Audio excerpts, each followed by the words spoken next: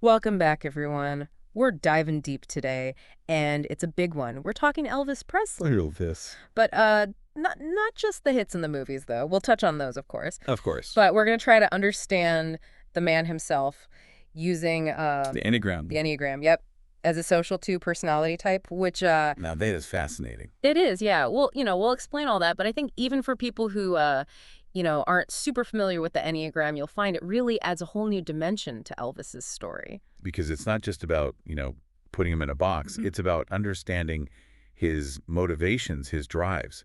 We're going to look at his whole life from his childhood in Tupelo. Humble beginnings. Exactly.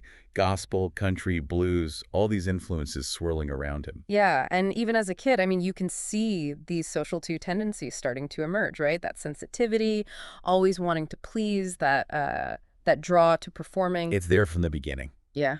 And it all ties into this idea of collective acceptance, something that's really at the core of the social two personality. So it's not just about wanting individual people to like you. It's bigger than that. Yeah. It's about needing validation from groups, crowds, the public.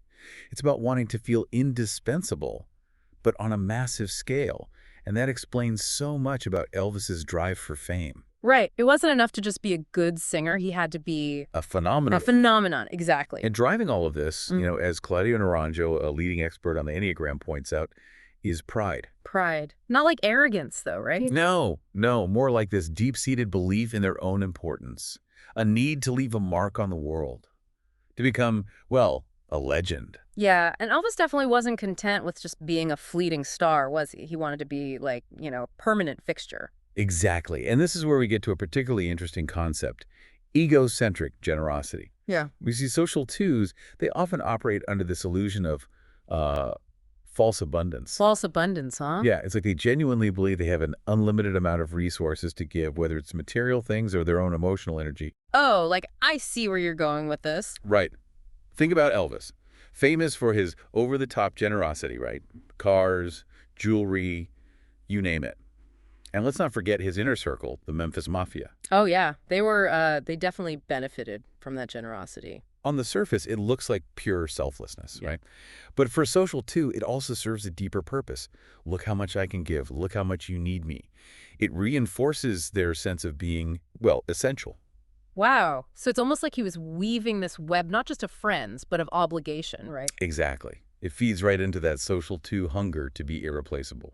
So the Memphis Mafia, they were like a microcosm of this dynamic. You could say that. Elvis showered them with gifts, attention, creating this intensely loyal group that constantly validated his every move. But I mean, was that always a good thing? They weren't exactly known for, giving him tough love, were they? Well, that's where we bump into the, let's call it the shadow side of the social too. Remember that pride we talked about? It can make them really resistant to feedback, especially if it challenges their self-image. So the Memphis Mafia, while, being supportive and all that, maybe they also kind of isolated him from real criticism. It's a definite possibility. Think about his film choices. Some were great, but not all of them were hits with critics.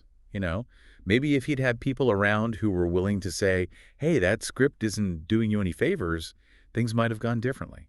It's almost like he was trapped in this feedback loop of adoration, which maybe, it stunted his growth a little bit. That's something to consider, for sure. Now, shifting gears a bit, let's talk about his music, specifically its impact on, society. Huge impact, obviously. Oh, absolutely. But remember, Elvis didn't invent rock and roll, or rhythm and blues for that matter. Right, right. But he did something arguably more powerful. He took it mainstream. He amplified it. He took these genres, largely associated with black artists at the time, and brought them to a massive white audience. Crossed a lot of boundaries doing that. Exactly. And that speaks to a core social two trait. They have this almost supernatural ability to take something and just expand it, make it bigger, bolder. It's like their need to connect. It isn't limited to individuals. It extends outward to entire communities, blurring those cultural lines along the way. Yeah, it's like it wasn't just about him. It was about creating this shared experience, music as the bridge. Precisely. And that desire to connect with a wider audience, it's all tied back to that fundamental need to be loved, to be accepted by the masses. Almost like Elvis, fueled by his social two tendencies, he became this cultural ambassador, bridging the gap between black and white music audiences. Yeah, I mean, I never thought about it like that before, but it makes so much sense. His personal desire for connection, it translated into this cultural movement, and, along the way, it broke down some serious racial barriers. Exactly. And speaking of transforming things, remember our talk about Las Vegas? Oh, how could I forget? Before Elvis, it was mainly a gambling town, right? Yes. Sinatra, the Rat Pack, all that. But then he shows up with those over-the-top performances, his larger-than-life stage presence, and suddenly It explodes. it becomes the entertainment capital of the world. Yeah. Elvis, with that inherent social drive to, to make things grander, he inflated the city's significance. It wasn't enough to entertain a room. He had to create this spectacle, this experience people would travel It's for. like everything he touched just became bigger, more intense, more Elvis, you Yeah, know? that's the social magic. They can't help but leave their mark, whether it's on music, fashion, even on how we perceive entire cities. And Elvis, he did all of that in spades. But I gotta ask, and I know this might be a tough one to answer, but Go for it. was it all genuine, the generosity, the grandiosity, all of it? Or was it, at least partly, this carefully crafted performance to, get that love and acceptance that social twos crave so much? Ah, that's the million-dollar question, isn't it? Was it all a facade? Was Elvis truly as giving and loving as he seemed? Or was there a calculated element to it all? A way to secure that adoration from the masses? Yeah, it's hard to say for sure, but I guess that's what makes him so fascinating, right? There's this constant tension between the public persona and the private man, and we're left wondering how much was real and how much was carefully constructed. And that's a question we'll continue to grapple with as we move into part 2 of our deep dive, where we explore the complexities of Elvis's later years. Stick with us. All right, we're back, and I'm still thinking about all that generosity. Oh, it's hard not to. It's like Elvis and extravagant gifts. They go together like peanut butter and banana, right? Yeah, the cars, the jewelry, even houses. But, last time we were talking about how that generosity for a social too, it's not as simple as it seems. Right. It ties into that need to feel indispensable, but also that false abundance thing we were talking about. Oh, yeah. That belief that they have unlimited resources, Mm. so giving it away is no big deal. But it's not just about like the giving itself, right? It's how those gifts are received. Exactly. Think about it. You shower someone with these incredible gifts, and what happens? It puts them in a position of obligation, strengthens their reliance on you. So it kind of reinforces that image of the giver, right? Like, look at how much I do for you. Exactly. It plays into that whole love me because I'm so giving mentality. Which, I mean, it's not necessarily malicious, but No, but it's definitely a way of, let's just say it's a strategy. a strategy to get that love and validation. That's the heart of it. Okay, and speaking of strategies, let's go back to the Memphis Mafia for a second.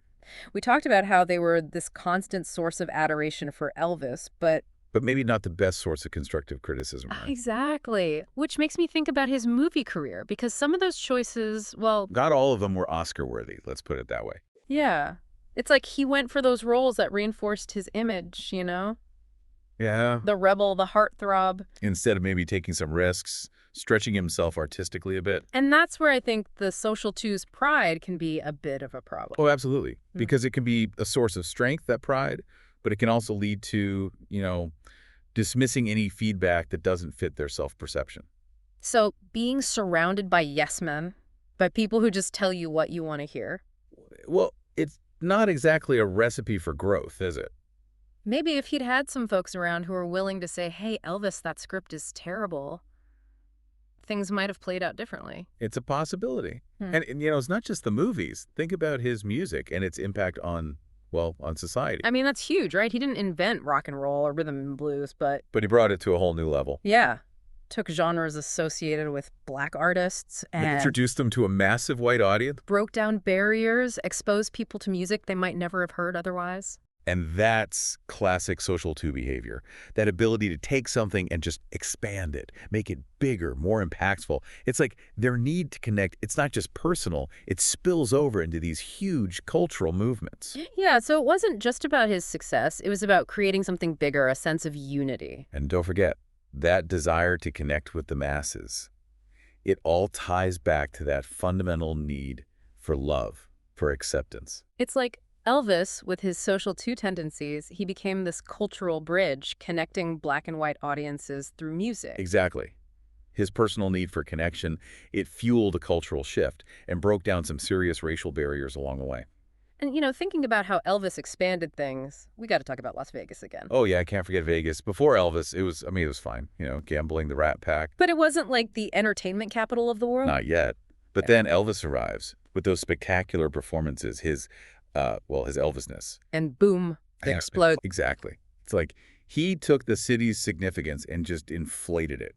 It wasn't enough to put on a show. He had to create this experience. It all goes back to that social two drive, right? Make things bigger, grander, more, I don't know, more And everything. that's the magic of it. They can't help but leave their mark. Music, fashion, cities, everything they touch just becomes more, well, more Elvis. Speaking of Elvis and how he touched things, I got to ask about his style. Oh, the style. The pompadour, the jumpsuits, the moves, it's iconic. He was like the original influencer, setting trends people are still referencing today. Totally. And that's pure social two energy, isn't it? Shaping tastes, influencing how people see the world. It's in their DNA. They have to leave their mark. And Elvis, well, he did that in a big way. Okay, but all this talk about how Elvis expanded everything, it makes me wonder, was any of it, was it really him?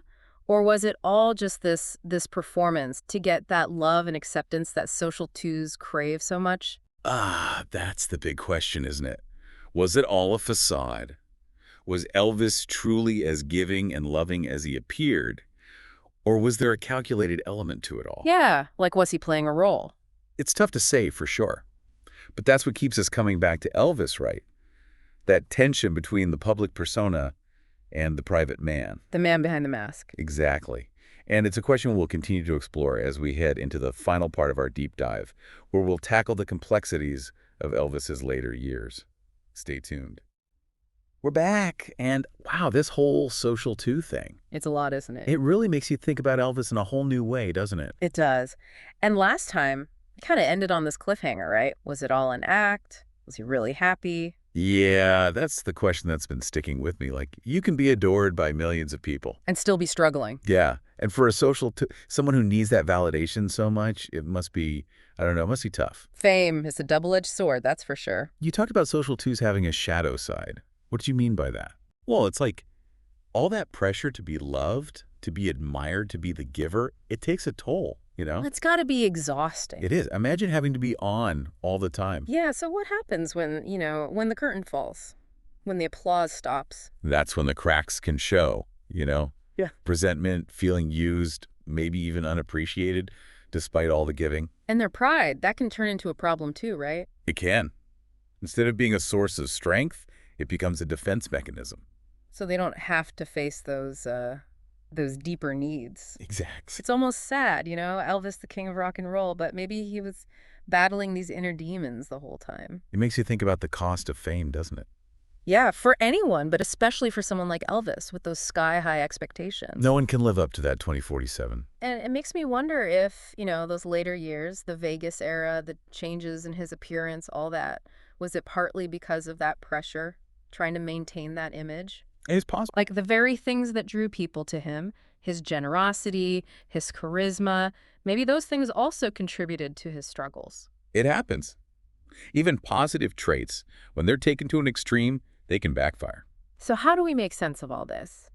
Elvis, the performer, the icon, but also maybe this insecure man behind it all? Well, I think the Enneagram, it helps us to hold both those truths. It's not about like labeling him, right? No. It's about understanding the patterns in his behavior, the things that motivate him. Seeing him as a human being, not just, Elvis. Exactly. And I think that's the key takeaway here. The Enneagram, it's not about judgment. It's about empathy. Right. Understanding ourselves and others with more compassion. So by understanding Elvis through this lens, we're actually learning about ourselves too, huh? In a way, yeah. We all have these patterns, these motivations, these masks we wear. It's all part of the human experience. Exactly. Well, on that note, I think we've reached the end of our deep dive into Elvis Presley. Thanks for coming along for the ride, everyone. It's been a pleasure. And to our listeners, remember, keep asking questions, keep exploring, and keep trying to understand those around you, and maybe even yourselves a little better. That's great advice. And we'll see you next time for another deep dive.